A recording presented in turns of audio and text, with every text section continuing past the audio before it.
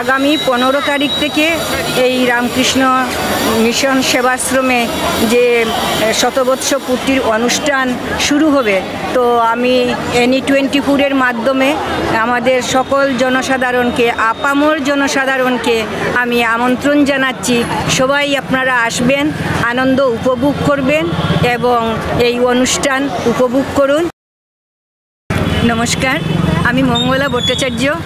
আমাদের সারদা সংঘ আছে, প্লাস শিলচরে একটা সারদা মঠের শাখা করার চেষ্টায় আমরা আছি।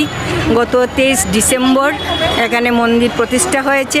ঠাকুরমা স্বামীজির প্রতিকৃতি আমরা স্থাপন করেছি। শিলচরের মহারাজরা এবং করিমগঞ্জের সেক্রেটারি মহারাজও ছিলেন ওই দিন অনুষ্ঠানে।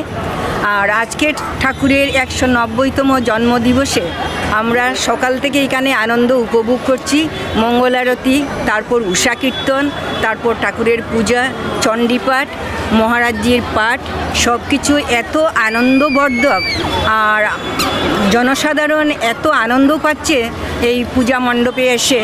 মিশনের একটা ধারাবাহিকতা আছে যেটা ডিসিপ্লিন, সেই স্বামীজির শেখানো ডিসিপ্লিনটা সবাই মেনে নিচ্ছে এবং আমাদের চলাফেরার যে গতি সেটাতে সত্যি সবাই খুব আনন্দ পায়। মহারাজদের ইনস্ট্রাকশন অনুসারে সব ভলান্টিয়াররা একনিষ্ঠভাবে কাজ করে যাচ্ছেন।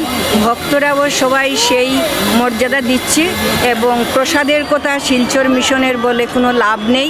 প্রসাদের প্রচুর আয়োজন, হাজার হাজার ভক্তরা, আবাল বৃদ্ধ বনিতা, শিলচর শহরের বাইরে থেকেও সবাই এসছে, সবাই প্রসাদ নিচ্ছে, সবাই খুব আনন্দিত। আমরাও সবাই খুব আনন্দিত। প্রতি বৎসর এইভাবে উন্নতির দিকে চলে যাচ্ছে, বৎসরের পর বৎসর সুন্দরই হচ্ছে রামকৃষ্ণ মিশনের প্রচেষ্টা।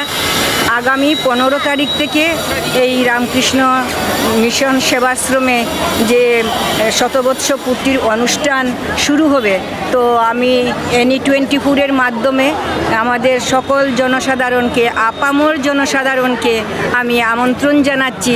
সবাই আপনারা আসবেন, আনন্দ উপভোগ করবেন এবং এই অনুষ্ঠান উপভোগ করুন।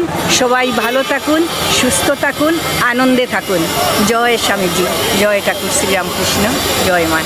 নমস্কার, আজকে আমি বিশেষ আনন্দিত এবং গুরুদেব যে আমার সহায়, সত্যি আজকে আমি অনুভব করতে পারছি। কিন্তু আমার মনে হয় কি যে বলবো, আমার ছোটো বোনের মিস্টার আমাকে বলল ফোন করে যে তোমাকে দেখতে পাচ্ছি না, তুমি আসো। ওই আমি এখানে আসা। এত ভালো লাগছে সবাইকে দেখে। আজকে যে ঠাকুরের জন্মতিথি, খুব ভালো লাগছে। সবাই যাতে আমরা সুস্থ থাকি। ধন্যবাদ।